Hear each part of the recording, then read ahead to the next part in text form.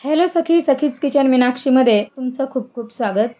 आज मी एकदम मऊसूत, सुटसुटीत आणि चविष्ट अशी उपवासाची खिचडी बनवणार आहे.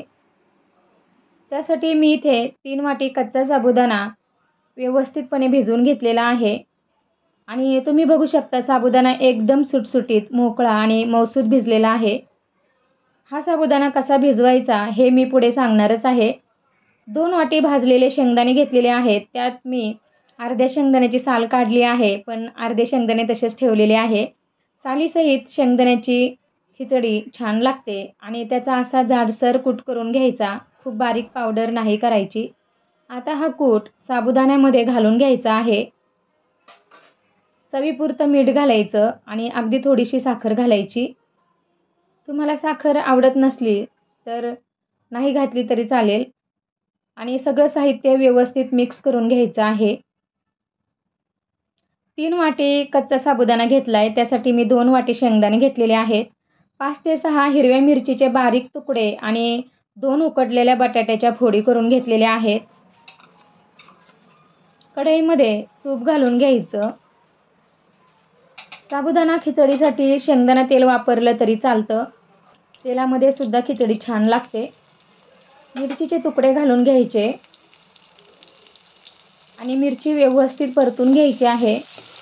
तूप अशा पद्धतीने कढईला सगळीकडे लावून घ्यायचं, म्हणजे खिचडी कढईला चिटकत नाही. तुकड्यांऐवजी मिरची ठेचून किंवा वाटून घातली तरी चालतं. आता यामध्ये साबुदाणा घालून घ्यायचा आहे आणि व्यवस्थित मिक्स करून घ्यायचा, चांगला परतून घ्यायचा.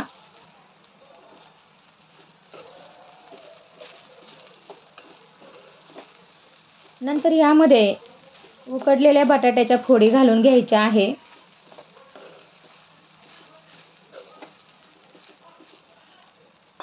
आणि पुन्हा चांगलं मिक्स करून घ्यायचं. खिचडी चांगली खालीवर करून घ्यायची.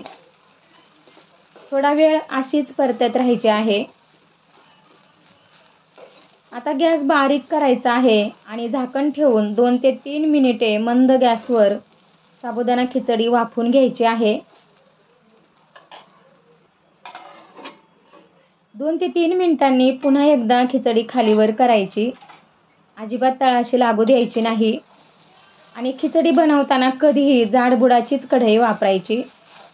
साबुदाणा कसा भिजवायचा ते मी सांगते. साबुदाणा 2 ते 3 वेळा धुवून घ्यायचा. त्यात फक्त साबुदाणा बुडेल इतकं पाणी घालायचं आणि 2 ते 2.5 तास झाकून ठेवायचा. आणि जास्त वेळ असेल तुमच्याकडे तर जास्त वेळ पण तुम्ही साबुदाणा तसाच ठेवू शकता, म्हणजे साबुदाणा अगदी व्यवस्थित मऊसूत भिजतो. आता आपल्या या खिचडीवर पुन्हा झाकण ठेवायचं आणि 2 ते 3 मिनिटे पुन्हा खिचडी वाफवून घ्यायची.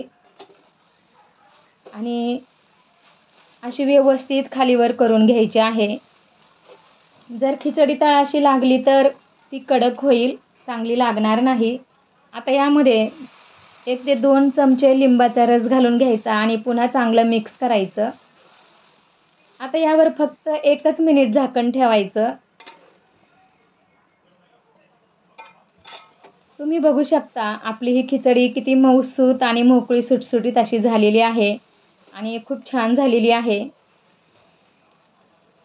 आता गॅस बंद करून खिचडीवर 2 ते 3 मिनिट झाकण ठेवायचं आणि 2 ते 3 मिनिटांनीच खायला घ्यायची.